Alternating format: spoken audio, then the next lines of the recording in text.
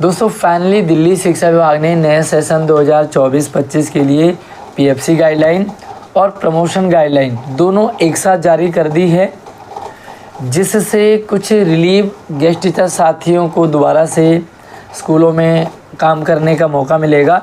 तो जो साथी ऑलरेडी काम कर रहे हैं उनमें उथल पुथल मचने वाली है, मच सकती है।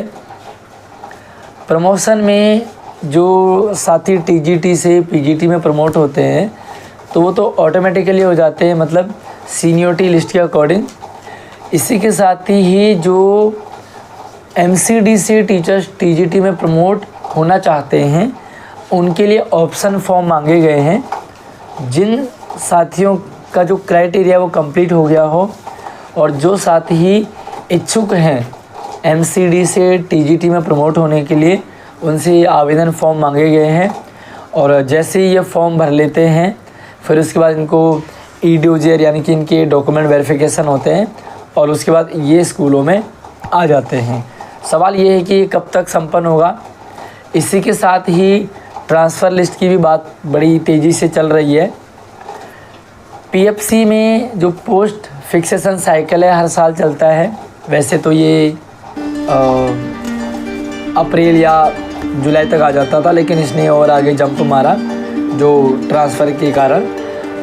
अभी 31 अगस्त तक डाटा मांगा गया है और 1 सितंबर से 11 सितंबर तक स्कूलों को कहा है कि वो अपने अपने स्कूलों के अकॉर्डिंग इनरोलमेंट अपडेट करें।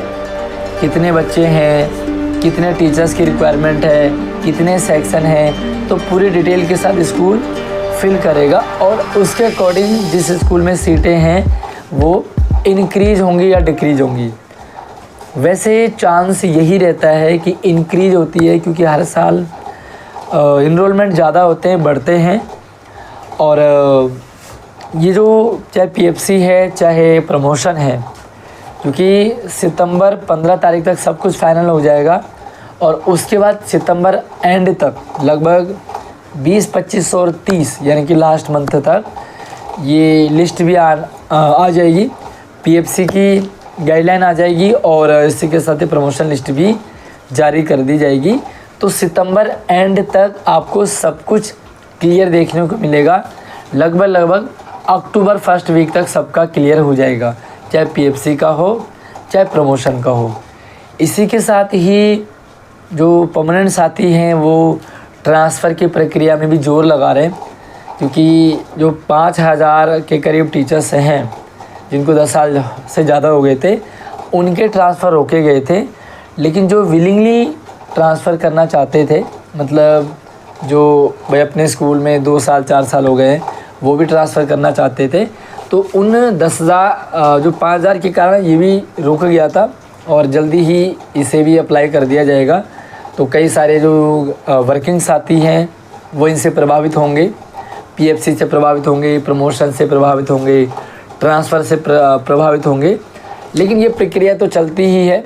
कुछ रिलीव साथियों को दोबारा से मौका मिलेगा। पीएफसी में सीटें बढ़ने की उम्मीद है। साथ में इस ईयर एंड में यानी कि लगभग 24 लास्ट और 25 के स्टार्टिंग से 5,500 टीचर्स रिटायर होने वाले हैं। तो इनके कारण भी सीटें बढ़ेंगी और जो 2-2.5 हज़ार के जो टीचर्स है, 2,5-3 हज़ार के लगभग जो टीचर्स रिलीव हुए हैं उनको दोबारा से काम करने का, स्कूलों में आने का मौका मिलेगा। इसी के साथ ही मैं रिलीव साथियों से रिक्वेस्ट करूंगा कि आप डिपार्टमेंट पर प्रेशर बनाइए कि जो सीट है वो टीचर स्टूडेंट रेशियो के अकॉर्डिंग, छात्र शिक्षक अनुपात के अकॉर्डिंग वो पीएफसी में सीटें बढ़ाएं। और जब एक टीचर पे 35 और 30-35-40 के करीब बच्चे होंगे तो ऑटोमेटिकली सीटें बढ़ जाएंगी और बढ़ जाएंगी तो जो रिलीव साथी हैं उनको दोबारा से मौका मिल जाएगा। गेस्ट टीचर के भी ट्रांसफ़र रुके हुए हैं, तो साथियों जब परमानेंट टीचर्स के ट्रांसफ़र रुक गए तो गेस्ट टीचर के भी रुकना नेचुरल ही है। जो गेस्ट टीचर के पीछे ट्रांसफ़र हुए हैं जुलाई में वो फ़िलहाल पोस्टपोन होकर के नए ट्रांसफ़र लिस्ट के लिए आवेदन मांगे जाएंगे। अभी जो साल में 2 बार होते हैं गेस्ट टीचर के ट्रांसफ़र, तो जो पुराने वाले हैं उनको इंक्लूड कर दिया जाएगा और नए वाले को भी दोबारा से मांगे जाएंगे। तो जो भी अपना फॉर्म भरना चाहेंगे वो एक साथ ही उनकी लिस्ट आ जाएगी गेस्ट टीचर के ट्रांसफ़र की भी। बाकी ये अपडेट आप लोगों तक शेयर करना था। लगभग सितंबर एंड और अक्टूबर स्टार्टिंग तक सारा कुछ फाइनल हो जाएगा, जिसमें आपको क्लियर हो जाएगा सीटें कितनी हैं। बाकी आपको क्या लगता है, क्या रिक्वायरमेंट है, क्या डाउट है, आप कमेंट में रख सकते हैं। वीडियो को ज़्यादा से ज़्यादा शेयरिंग करें। चैनल पर पहली बार आए हैं तो सब्सक्राइब कर लेना, क्योंकि यहाँ पर आपको एजुकेशनल सारी नई अपडेट लगातार मिलती रहती है। धन्यवाद।